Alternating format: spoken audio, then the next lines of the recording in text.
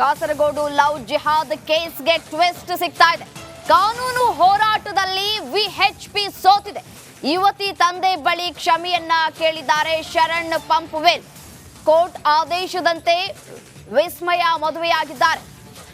ಅಶ್ಫಾಕ್ ಕೇರಳ ಹೈಕೋರ್ಟ್ನಲ್ಲಿ ಕಾನೂನು ಹೋರಾಟ ಈಗಾಗಲೇ ನಡೆದಿತ್ತು. ಕೊನೆಗೆ ಅಶ್ಫಾಕ್ ಪರ ಆದೇಶವನ್ನ ನೀಡಿದೆ ಕೇರಳ ಹೈಕೋರ್ಟ್.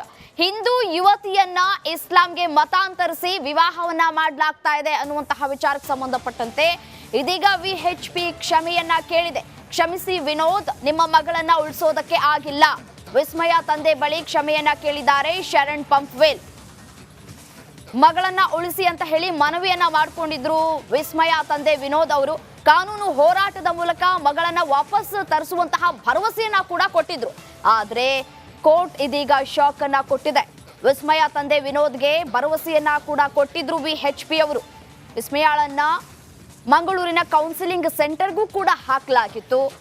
ಇದೀಗ ಕೇರಳದ ಕಾಸರಗೋಡಿನ ವಿದ್ಯಾನಗರ ನಿವಾಸಿ ವಿಸ್ಮಯ ಅವರು ದಾಂಪತ್ಯ ಜೀವನಕ್ಕೆ ಕಾಲಿಟ್ಟಿದ್ದಾರೆ. ಈ ವಿಚಾರಕ್ಕೆ ಸಂಬಂಧಪಟ್ಟಂತೆ ತಂದೆ ಮನವಿಯನ್ನ ಕೂಡ ಮಾಡಿಕೊಂಡಿದ್ರು.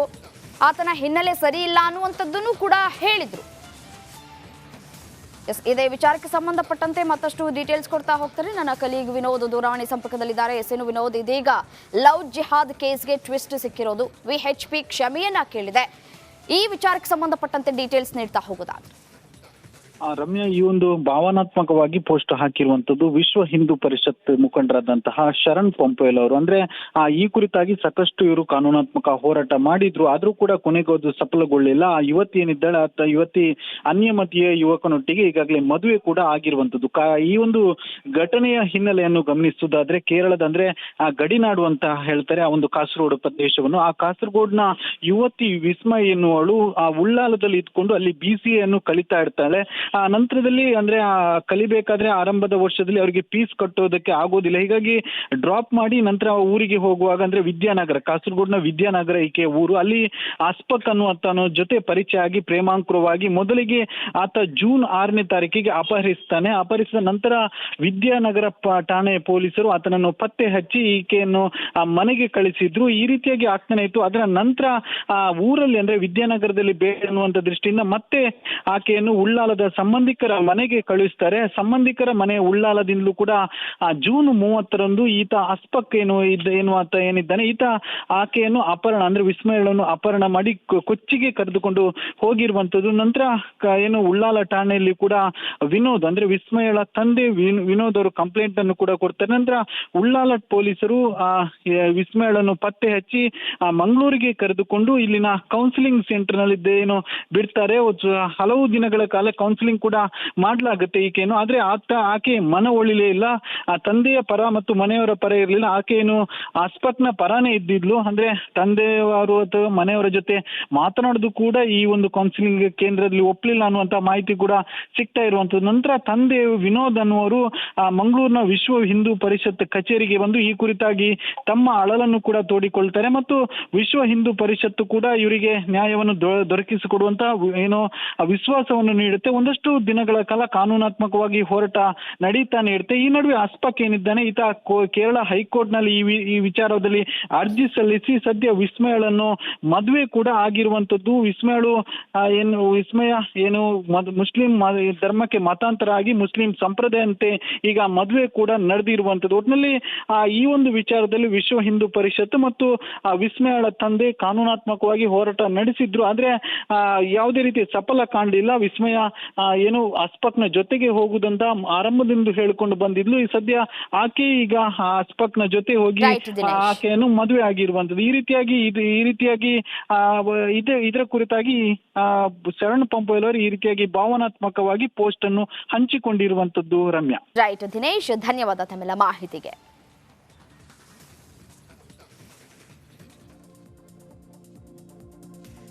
ಕರ್ನಾಟಕ ಎಕ್ಸ್‌ಪ್ರೆಸ್ ನಲ್ಲಿ ಏನೆಲ್ಲ ಸುದ್ದಿ ಇದೆ ಅಂತ ಹೇಳಿ ಒಂದೊಂದಾಗಿ ನೋಡ್ತಾ ಹೋಗೋಣ.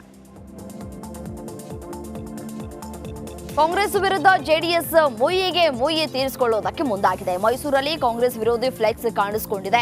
ನಿನ್ನೆ ಕಾಂಗ್ರೆಸ್ ದೇವೇಗೌಡರ ಕುಟುಂಬದ ವಿರುದ್ಧ ಫ್ಲೆಕ್ಸ್ ಹಾಕಿತ್ತು. ಇದೀಗ ದಳಪತಿಗಳು ಕಾಂಗ್ರೆಸ್ ಸರ್ಕಾರದ ಭ್ರಷ್ಟಾಚಾರದ ಬಗ್ಗೆ ಫ್ಲೆಕ್ಸ್ ಕರಪತ್ರಗಳ ಮೂಲಕ ತಿರುಗೇಟನ್ನ ಕೊಟ್ಟಿದೆ.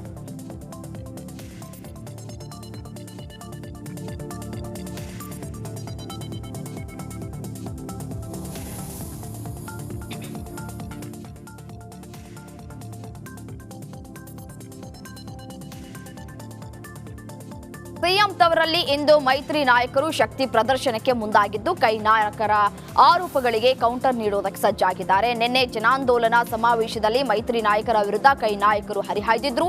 ಹೀಗಾಗಿ ಇಂದು ಮೈಸೂರಿನ ಮಹಾರಾಜ ಕಾಲೇಜು ಮೈದಾನದಲ್ಲಿ ಮೈಸೂರು ಚಲೋ ಪಾದಯಾತ್ರೆ ಸಮಾರೋಪ ಸಮಾರಂಭ ಕಾರ್ಯಕ್ರಮ ನಡೆಸಲಿದ್ದು ಕೈ ನಾಯಕರ ವಿರುದ್ಧ ವಾಗ್ದಾಳಿಯನ್ನ ನಡೆಸಲಿದ್ದಾರೆ.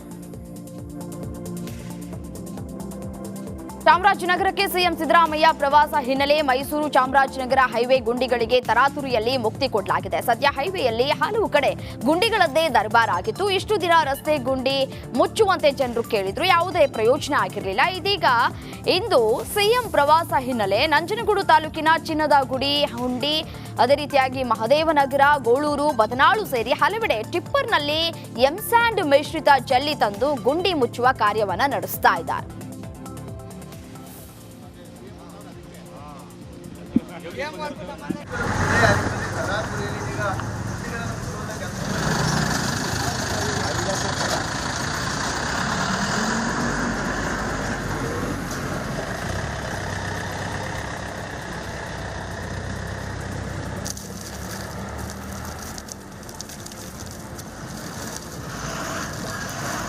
नरेंद्र मोदी जब से भूस्खलन आया है अपने केंद्रीय मंत्रियों के साथ ಇಂದು ವಯನಾಡಿಗೆ ಪ್ರಧಾನಿ ನರೇಂದ್ರ ಮೋದಿ ಅವರು ಆಗಮಿಸಿದ್ದಾರೆ. ದೃಶ್ಯಾವಳಿಗಳನ್ನ ಕೂಡ ಗಮನಿಸ್ತಾ ಇದ್ದೀರಿ. ಸಂತ್ರಸ್ತರ ಸಂಕಷ್ಟವನ್ನ ಆಲಿಸುವುದಕ್ಕೆ ಮೋದಿ ಆಗಮಿಸಿರುವಂತದ್ದು. ಹೆಲಿಕಾಪ್ಟರ್ ಮೂಲಕ ಯಾವ್ಯಾವ ಸ್ಥಳದಲ್ಲಿ ಯಾವ ರೀತಿಯಾಗಿ ಏನೆಲ್ಲ ತೊಂದರೆ ಆಗಿದೆ ಅನ್ನೋದರ ಕುರಿತು ಮೋದಿ ವೀಕ್ಷಣೆ ಮಾಡ್ತಾ ಇರುವಂತಹ ಎಕ್ಸ್ಕ್ಲೂಸಿವ್ ದೃಶ್ಯಾವಳಿಗಳನ್ನ ಗಮನಿಸ್ತಾ ಇದ್ದೀರಿ. ಮೋದಿಗೆ ಕೇರಳ ಸಿಎಂ ಪಿಣರಾಯಿ ವಿಜಯನ್ ಕೂಡ ಸಾಥ್ ಕೊಟ್ಟಿದ್ದಾರೆ. ಅದೇ ರೀತಿಯಾಗಿ ಅವರು ಲ್ಯಾಪಲ್ಲೂ ಕೂಡ ಚೆಕ್ ಮಾಡ್ತಾ ಇದ್ದಾರೆ. ಯಾವ ರೀತಿಯಾಗಿ ಇದ್ದಂತಹ ಪ್ರದೇಶ ಯಾವ ರೀತಿಯಾಗಿ ಆಗ್ಬಿಟ್ಟಿದೆ ಅನ್ನೋದನ್ನ ಕೂಡ ಅವರು ನೋಡ್ತಾ ಇದ್ದಾರೆ. ಅಲ್ಲಿನ ಪ್ರದೇಶದ ಸ್ಥಿತಿ ಯಾವ ರೀತಿಯಾಗಿದೆ, ದುರಂತ ನಡೆದಂತಹ ಸ್ಥಳಕ್ಕೆ ಪ್ರಧಾನಿ ನರೇಂದ್ರ ಮೋದಿ ಅವರು ಭೇಟಿಯನ್ನ ಕೊಡ್ತಾರೆ ಅನ್ನುವಂತಹ ನಿಟ್ಟಿನಲ್ಲಿ ಒಂದು ಕಡೆ ಎಲ್ಲ ಸಿದ್ಧತೆಯನ್ನ ಕೂಡ ಮಾಡಿಕೊಳ್ಳಲಾಗಿತ್ತು. ಅದರಂತೆ ಇವಾಗ ಹೆಲಿಕಾಪ್ಟರ್ ಮೂಲಕ ಅವರು ವಯನಾಡಿನಲ್ಲಿ ಯಾವ ರೀತಿಯಾದಂತಹ ದುರಂತ ಸಂಭವಿಸಿತ್ತು ಆ ಒಂದು ಸ್ಥಳದ ವೀಕ್ಷಣೆಯನ್ನ ಮಾಡ್ತಾ ಇದ್ದಾರೆ. ರಾಷ್ಟ್ರೀಯ ವಿಪತ್ತು ಅಂತ ಹೇಳಿ ಘೋಷಿಸ್ತಾರ ಮೋದಿ ಅನ್ನುವಂತಹ ಪ್ರಶ್ನೆ ಒಂದು ಕಡೆ ಇದೀಗ ಕಾಡ್ತಾ ಇರುವಂಥದ್ದು. ಪ್ರಧಾನಿ ಮೋದಿ ಅವರು ಭೂಕುಸಿತ ಪೀಡಿತ ಪ್ರದೇಶವನ್ನ ತಲುಪಿದ್ದಾರೆ. ಹೆಲಿಕಾಪ್ಟರ್ ಮೂಲಕ ವೀಕ್ಷಣೆ ಕೂಡ ಮಾಡ್ತಾ ಇದ್ದಾರೆ. ರಕ್ಷಣಾ ಪಡೆಗಳಿಂದ ಈಗಾಗಲೇ ಮಾಹಿತಿಯನ್ನ ಕೂಡ ಕಲೆ ಹಾಕೊಂಡಿದ್ದಾರೆ. ಇಂದು ವಯನಾಡಿಗೆ ಪ್ರಧಾನಿ ನರೇಂದ್ರ ಮೋದಿ ಅವರು ಭೇಟಿಯನ್ನ ಕೊಡ್ತಾ ಇರುವಂತಹ ದೃಶ್ಯಾವಳಿಗಳು